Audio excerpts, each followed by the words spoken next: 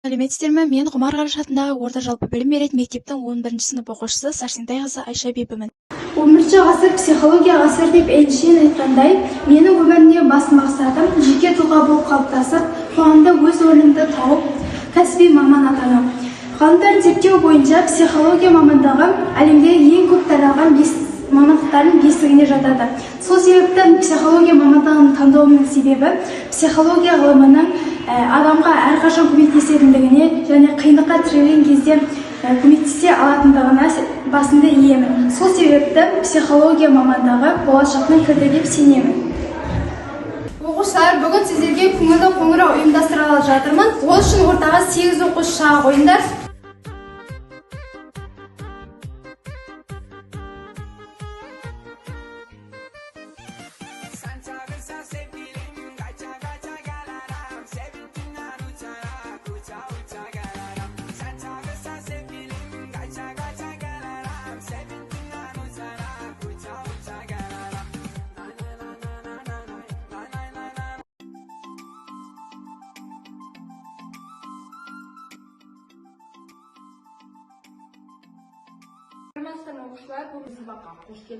Сіздерге арналған бірнеше сұрағым бар.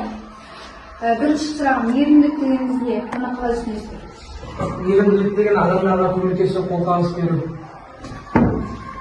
Екінші, бақыт кішіге ізет көрсету, бір-біріне жақсылық тілеу. Жалпы мейірімді адам қандай болады? Мейірімді адам дегеніміз ешкімге жамандық ойламайтын, керісінше әрдайым басқаларға жақсылық ойлайтын адам. Өкінішке орай қазіргі таңда, қазіргі қоғамда жалпы деген мейірімділік, ізгіліктің орнына қазіргі заманда қатыгездік басып жатыр. Бұның себебі неде деп ойлайсыздар?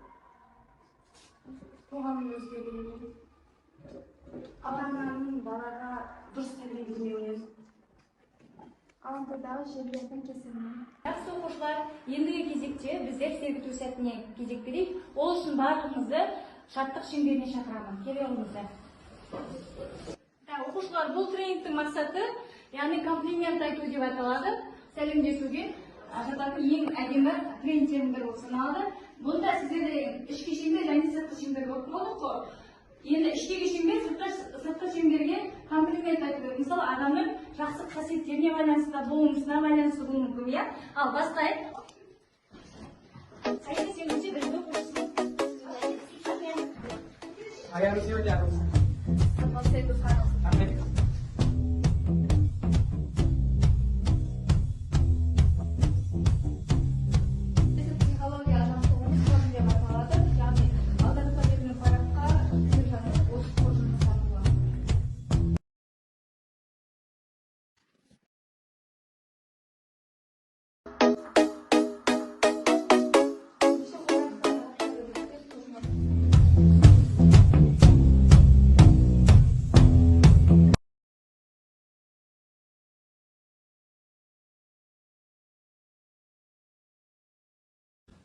Мен сіздерге бақытты ғұмыр тілеймін. Өмірлеріңіз ұзақ болсын. Әрдайым күліп жүріңіздер.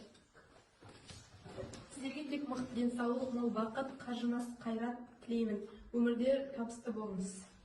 Мен сіздерге бақытты ғұмыр және арман мақсаттарға жетуіңізді тілеймін. Жақсы да көңілді болашақ тілеймін.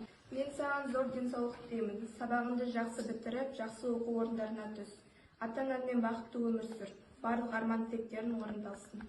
Денсаулығың мықты болсын, арман мақсаттарың орындалсын. Сізге бақыт, байлық тілеймін. Деніңізге саулық, отбасыларыңызға бақыт, істеріңізге сәттілік тілеймін. Күндеріңіз қуанышқа толсын. Оқушылар, келесі жаттығуымыз шынымды айтсам деп аталады. Бұл шынымды айтсам жаттығу жаңағы осы мейірімділікке байланысты. Мысалы, біздер айтамыз, мейірімділіктің ошағы отбасы дейді. Біздің ата-анамыз біздің барынша жақсы көреді, барлығын сіздер үшін жасайды, иә? Тап сол сияқты, мысалы, шынымды айтсам, өздеріңіздің ішкі ойларыңыз, мысалы, арман тілектеріңіз болса, соны жазасыздар. Мысалы, шынымды айтсам, менің отбасым аман болғанын қалаймын.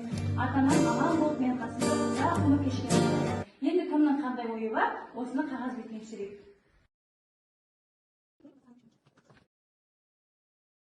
Мен алдағы ұбт-дан жоғары балл жинап, жоғарғы оқу орындарының біріне оқуға түскім келеді.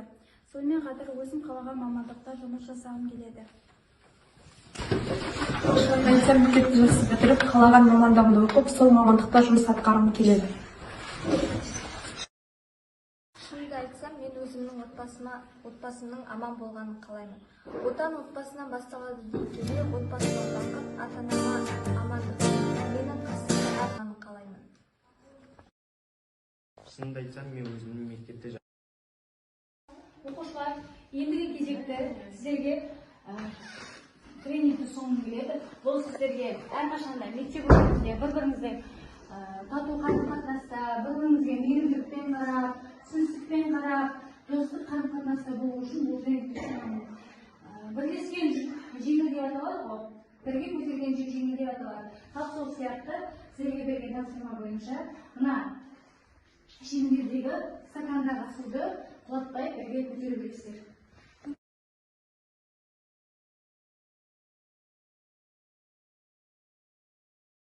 Бұл жаттығуымыз гүлге толы дала деп аталады. Яғни сіздер бұл жаттығуда сіздер деген алдағы уақытта қандай жақсы іс-әрекеттер жасағыларың еді, кімге қандай жақсылық жасағыларың еді, немесе жақын уақытта кімге қандай жақсылық жасадыңдар, соны жазамыз.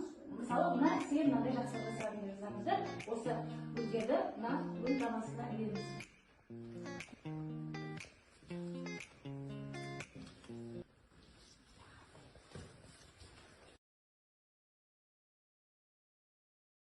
Мен осында достарыма көмектестім. Алдағы уақытта барлық адамдарға үлкен адамдарға көмектескім келеді. Мен үлкен кісілерге көмектескім келеді. Алда барынша көмектескім келеді.